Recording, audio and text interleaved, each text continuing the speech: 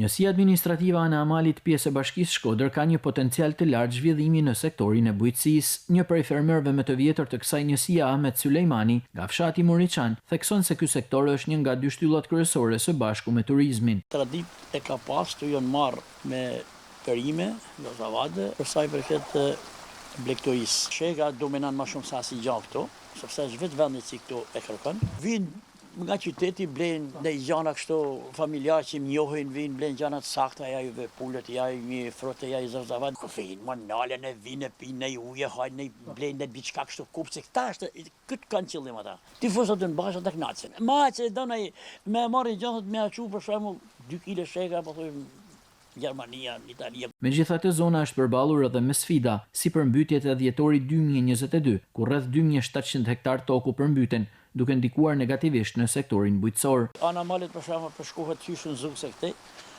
Ka një bukuri të veçantë sepse shtëpiat janë sipër rrugës gjithku dhe poshtë rrugës janë tokat. Të gjitha tokat, siç i keni ardhur ju prej të zugse dhe këtena, të gjitha janë djerë. Pavarësisht këtyre sfidave, fermerët e Anës së Malit vazhdojnë të punojnë tokat e tyre, duke ruajtur traditat bujqësore të zonës dhe duke kontribuar në ekonominë lokale.